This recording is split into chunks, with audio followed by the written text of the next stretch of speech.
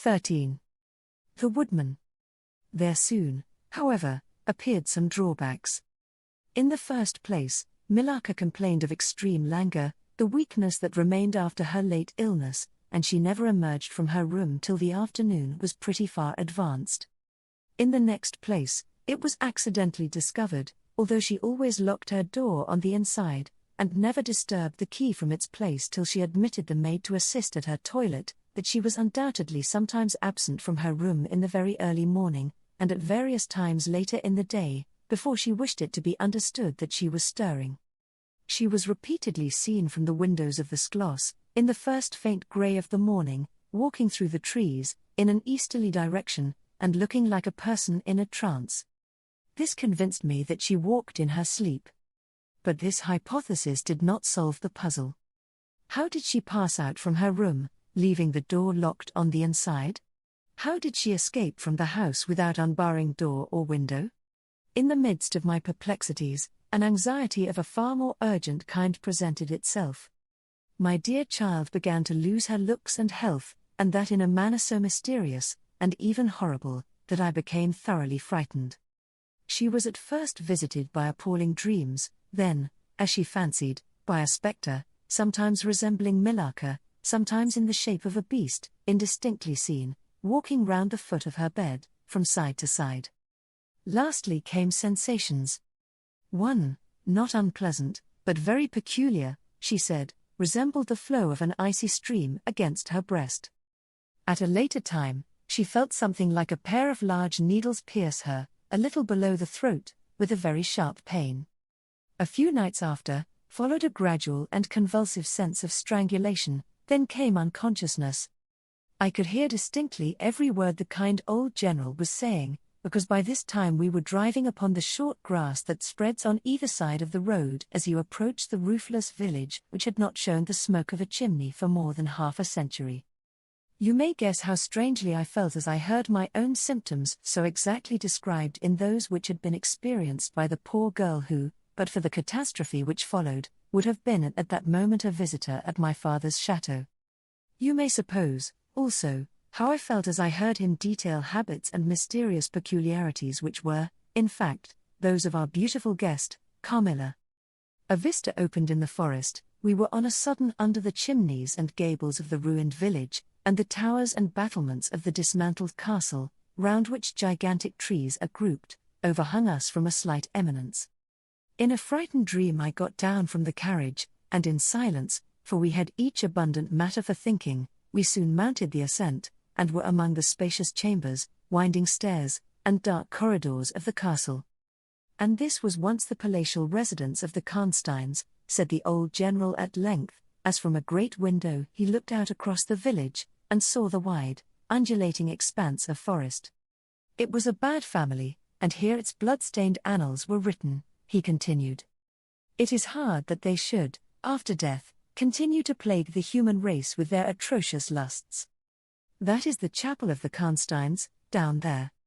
He pointed down to the grey walls of the Gothic building partly visible through the foliage, a little way down the steep. And I hear the axe of a woodman, he added, busy among the trees that surround it. He possibly may give us the information of which I am in search, and point out the grave of Camilla, Countess of Karnstein. These rustics preserve the local traditions of great families, whose stories die out among the rich and titled so soon as the families themselves become extinct. We have a portrait, at home, of Camilla, the Countess Karnstein. Should you like to see it? Asked my father. Time enough, dear friend, replied the general. I believe that I have seen the original, and one motive which has led me to you earlier than I at first intended, was to explore the chapel which we are now approaching. What? See the Countess Camilla, exclaimed my father. Why, she has been dead more than a century.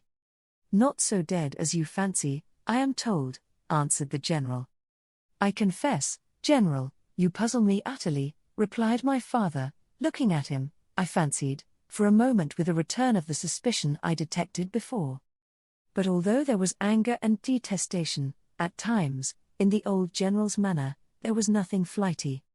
There remains to me, he said, as we passed under the heavy arch of the Gothic church, for its dimensions would have justified its being so styled, but one object which can interest me during the few years that remain to me on earth, and that is to wreak on her the vengeance which, I thank God, may still be accomplished by a mortal arm." "What vengeance can you mean?" asked my father, in increasing amazement. "I mean, to decapitate the monster," he answered, with a fierce flush, and a stamp that echoed mournfully through the hollow ruin, and his clenched hand was at the same moment raised, as if it grasped the handle of an axe, while he shook it ferociously in the air. "What?" exclaimed my father, more than ever bewildered. "To strike her head off. Cut her head off. Aye, with a hatchet, with a spade, or with anything that can cleave through her murderous throat." "You shall hear," he answered, trembling with rage. And hurrying forward he said, "That beam will answer for a seat, your dear child is fatigued, let her be seated, and I will, in a few sentences, close my dreadful story."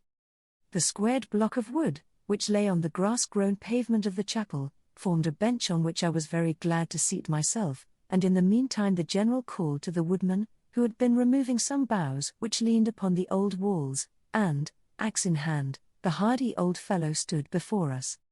He could not tell us anything of these monuments, but there was an old man, he said, a ranger of this forest, at present sojourning in the house of the priest, about 2 miles away, who could point out every monument of the old Karnstein family, and, for a trifle, he undertook to bring him back with him, if we would lend him one of our horses, in little more than half an hour. "Have you been long employed about this forest?" asked my father of the old man. "I have been a woodman here," he answered in his patois, "under the forester, all my days, so has my father before me, and so on, as many generations as I can count up. I could show you the very house in the village here, in which my ancestors lived." "How came the village to be deserted?" asked the general. "It was troubled by revenants, sir. Several were tracked to their graves, they're detected by the usual tests, and extinguished in the usual way, by decapitation, by the stake, and by burning, but not until many of the villagers were killed. But after all these proceedings according to law," he continued, "so many graves opened, and so many vampires deprived of their horrible animation, the village was not relieved. But a Moravian nobleman, who happened to be traveling this way, heard how matters were, and being skilled, as many people are in his country, in such affairs, he offered to deliver the village from its tormentor. He did so thus, there being a bright moon that night, he ascended, shortly after sunset, the towers of the chapel here, from whence he could distinctly see the churchyard beneath him. You can see it from that window. From this point he watched until he saw the vampire come out of his grave, and place near it the linen clothes in which he had been folded, and then glide away towards the village to plague its inhabitants. The stranger, having seen all this, came down from the steeple, took the linen wrappings of the vampire, and carried them up to the top of the tower, which he again mounted. When the vampire returned from his prowlings and missed his clothes, he cried furiously to the Moravian, whom he saw at the summit of the tower, and who, in reply, beckoned him to ascend and take them. Whereupon the vampire, accepting his invitation, began to climb the steeple, and so soon as he had reached the battlements, the Moravian, with a stroke of his sword, clove his skull in twain, hurling him down to the churchyard, whither, descending by the winding stairs, the stranger followed and cut his head off, and next day delivered it and the body to the villagers, who duly impaled and burnt them. This Moravian nobleman had authority from the then head of the family to remove the tomb of Camilla, Countess Karnstein, which he did effectually, so that in a little while its site was quite forgotten. "Can you point out where it stood?" asked the general, eagerly. The forester shook his head, and smiled. "Not a soul living could tell you that now," he said. "Besides, they say her body was removed, but no one is sure of that either." Having thus spoken, as time pressed, he dropped his axe and departed, leaving us to hear the remainder of the general's strange story.